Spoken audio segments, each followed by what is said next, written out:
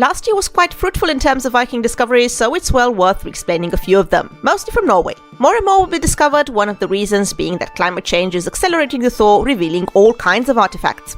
Oh, and metal detecting is also quite a popular hobby. So let's have a look at a few of them. A metal detectorist hit upon a gold treasure on the island of Rennesöy in the Stavanger municipality in Norway. A lot of gold for a single treasure, comprising 9 bracteates with horse symbols, 10 gold pearls and 3 gold rings, weighing just a little over 100 grams. These objects were rather decorative than used as currency and would have been worn by high-status members of society. They probably date back to the Scandinavian migration period or the so-called Merovingian period around the year 500, just like many other finds. What is interesting is that the horse does not appear accompanied by Odin or some other godly figure at any rate. There is also the myth, attested literally, of Odin healing Baldur's horse, for example. On these pendants, the horse does appear to have twisted legs, so maybe showing that it might indeed have been injured. Such finds were either hidden valuables or offerings to the gods in a very difficult context. Climate hardships, plagues, crop failures, a lot of farms from Rogaland were actually abandoned in this period. So definitely an amazing find, as it is very rare to get hold of this amount of gold in one place.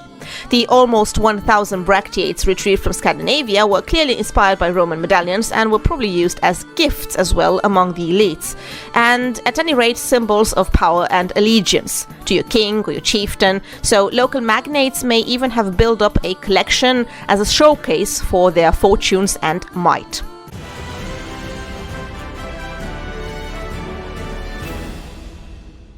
In Rennesöy, in the Harstad municipality, in the context of plans to develop an industrial park, archaeologists uncovered 12 or 13 houses, lots of fireplaces, large cooking pits, several production facilities and ovens, indicating the presence of a courtyard site, given how comprehensive the discovery was. The location of the post holes and hearths indicate a potential ring-shaped yard. Not that common in Norway, but then again few yards have been investigated using advanced technology. The houses are estimated at 10-12 meters long and 5-6 meters wide. Some may represent different construction phases, with older structures being demolished and newer ones slightly shifted. Dating suggests they were in use between 200 and 500 AD, but also in later times. Such courtyards are found especially along the coast, mostly in the southwest, but also in the north. They seem to have lost importance after 800, most likely due to the heavier centralization of the territories. They could have functioned as a gathering place for aristocrats meeting for political and religious activities, because they look strategically positioned between farms, and they cannot be linked to specific farms. Their size can hint at the size of the political unit they belong to. More research using geophysical surveys which will shed light on the organization of the area. Radars look through the earth and create three-dimensional images of objects, so that's pretty cool. Early investigations already showed that the cooking pits continue outside of the shafts, so we'll have to wait and see. The Pagan temple at Hove near Lillehammer was already discovered by accident in the early 1990s. But it was not until 2023 that archaeologists really got to excavate the area properly in connection with the upgrade of a highway. During the 2000s, 28 gold foil figures were found here, testifying that this place was once a very significant one. Gold foil figures are these thin, flat pieces of gold as small as a fingernail, which we're not really sure what they meant. During last year's excavation, archaeologists found 5 more, and this time they were found in situ, so that should be helpful. Previous excavations revealed a lot of such gold foils, but the new ones were excavated where they probably were placed. They were found where the wall stood, 2 in separate post holes, the previous ones around another post hole opposite of the 2. 3 were actually under the wall structure, so they were placed before its construction, which is very bizarre because why would you do that? The foil figures, despite being so elaborate, don't seem to have been visible to others, so placing them there may have been an act of protection, like a symbolic act. The temple itself is quite small, so it's highly unlikely that they could have organized a lavish feast there, and more likely a ceremony for the few privileged. Moreover, not as many gold foils as in Denmark or Sweden have been retrieved so far. In Bornholm, for example, 2,500 pieces have been discovered. the question of who the people on them represent is still a baffling one. You can assume that they're showing the clothing of the elite during Merovingian times, given the hairstyle with the knot, the beads, brooches, so maybe they represent a chieftain and his wife, or maybe even gods from whom they claimed ancestry, which we know from written texts was quite an important pillar of legitimizing power. One of the most famous and important runestones found in all Scandinavia, the Jellinge stone, commissioned by Harald Bluetooth, Harald Blåton, where we find the name Denmark, is also an image of Christ and homage to his parents Gorm and Tira, has revealed one more secret thanks to 3D technology, the name of the carver. So by using 3D scans of runestones, you can look at how the grooves were made, because every stonemason had a particular style when carving, like an angle or spacing and so on. And this rune master is actually a known one because he also carved the two stones mentioning Tira in Leoborg and Bege, the latter telling about him and two other people erecting Tira's burial mound. So Graf Tovi was a rune master and the queen his patron. So apparently this woman appearing on no fewer than 4 runestones is the same character, Harald Bluetooth's mother. All these stones stem from southern Jutland, indicating the center of her power, while Gorm seems to have come from another more northern territory. A new Viking ship was uncovered thanks to georadar on Karmöy near the royal seat of Avaldsnes, dating back to the 700s, the beginnings of the Viking Age. Once again, the burial mound known as Salshushaugen gets into the limelight after having been dug up 100 years ago by none other than the one who found the Oseberg ship, Håkon Shetling. Because he didn't have such advanced equipment, he only came across some arrowheads, but he was looking in the right place.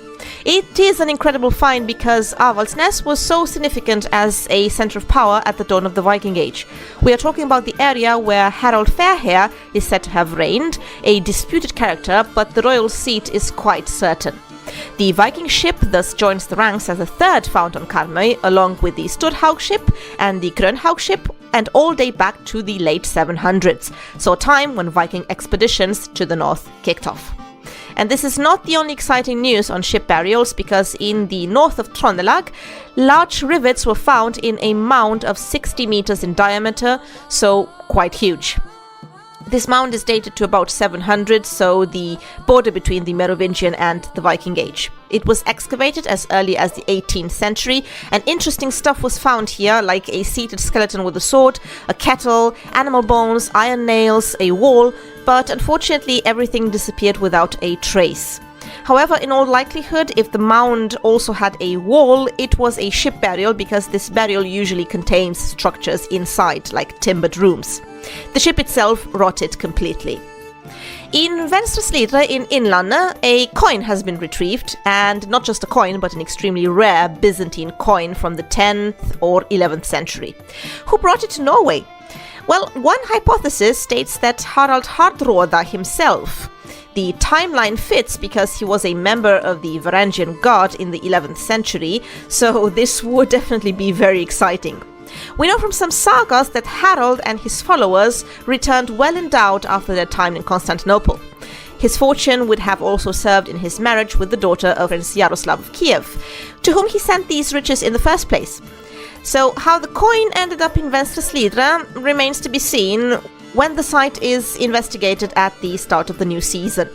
At any rate, the area was on a route called the Bishop's Road, Bispevägen, so maybe a clergyman lost it.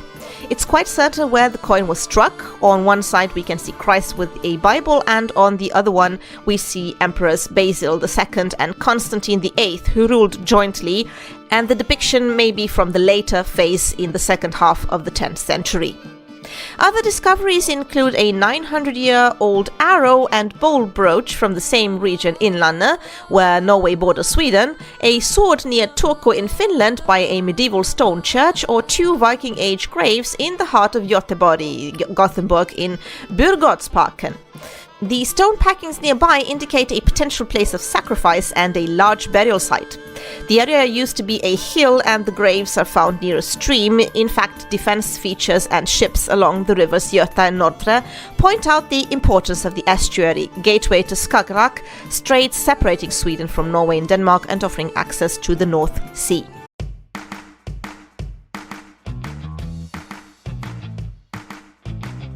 Gonna mention at the end a bracteate, since I also started with it, the oldest known inscription mentioning Odin or Wotan, found in Denmark and dating back to the 5th century.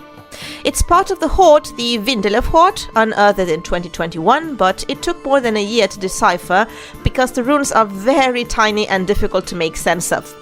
The form of the name seems to be Wodnas. That would be a genitive form, so someone belonging to Odin, possibly a chieftain represented on the picture. There is also the name Yaga or Yagas, maybe a proper name, maybe a generic something with hunting, maybe not a chieftain at all. At any rate, a much needed material source to corroborate much later sources, mostly written in Old Icelandic, showing that Nordic gods had correspondence on the continent and early on. If you want to find out more about this one, continue with the video I attached right here and made last spring when the discovery was announced.